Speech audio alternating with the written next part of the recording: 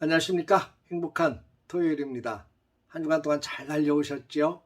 오늘도 주님의 은혜 속에서 달려가시고, 특별히 내일 거룩한 주일인데 주일을 잘 준비하고 또 기대하고 나아가는, 또 하나님께서 기대한 만큼 부어주실 것이라고 하는 확신과 믿음을 가지고 나아가는 우리 귀한 하루 되시기를 주의 이름으로 축복합니다.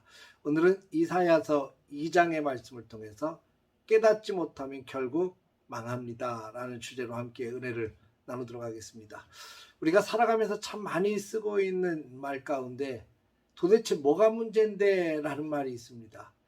틀림없이 문제는 있는데 그것을 깨닫지 못하는 사람들의 입에서 나오는 그런 말들이 있죠. 이들은 두 가지의 이유를 대면서 자신들을 변호하고 정당화시킵니다. 첫째는 지금까지 쭉 해오던 일들인데 도대체 뭐가 문제야 라는 거죠. 두 번째는 다른 사람들도 다 하고 있고 더더군다나 지도자들도 하고 있는데 도대체 뭐가 문제야 라고 말합니다. 이런 문제들은 교회 안에서도 또 신앙생활하는 우리에게도 얼마든지 찾아볼 수 있는 그런 심각한 문제입니다.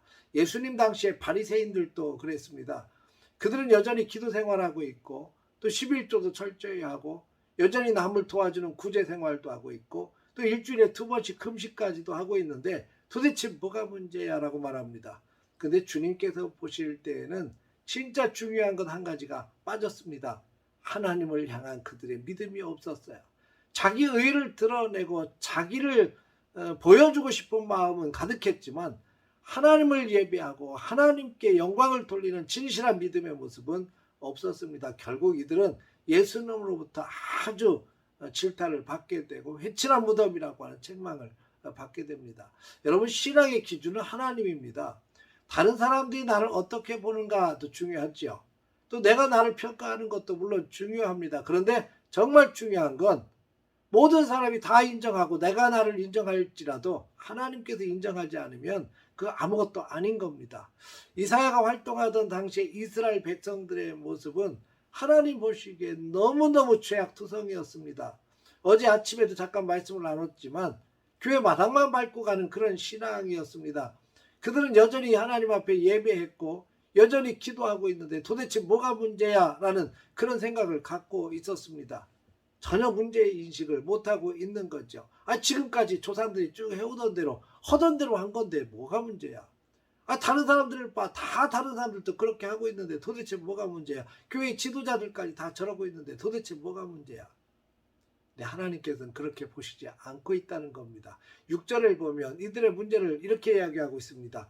그들에게는 동방 풍습이 가득했고 블레셋 사람들처럼 점을 치고 이방인과 손을 잡고 더불어 언약하였다 이렇게 말하고 있습니다. 그리고 무엇보다도 자기 손으로 만든 우상에게 절을 하고 있었습니다. 그럼에도 불구하고 이들은 도대체 뭐가 잘못되었는지 깨닫지 못하고 있다는 겁니다. 하나님께서 이사야를 통해서 선포하고 있는 이 중요한 메시지는 모든 악을 버리고 돌아오라는 겁니다. 회개하고 돌아오면 너희 죄가 주홍같이 붉을지라도 흰눈처럼 진홍같이 붉을지라도 양털처럼 깨끗하게 씻어주시겠다고 그 길의 손길을 말씀하고 있습니다. 이런 주님의 선포에 깨닫고 나가기만 한다면 복이 되지만 여전히 도대체 뭐가 문제야 라고 말하면서 어리석게 똥꼬지 피우고 있다면 심판의 날에 쫄딱 망하게 될 것입니다. 우리는 주의 말씀에 귀를 기울여야 합니다. 깨닫는 은혜가 있어야 합니다. 깨닫게 되어야 회개할 수 있고 회개해야 하나님이 기뻐하시는 삶을 살아낼 수 있고 하나님의 복을 받을 수 있기 때문입니다.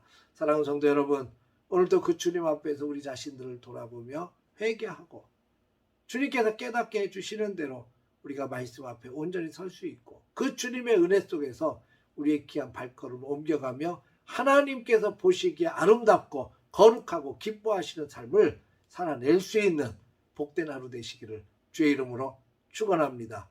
할렐루야.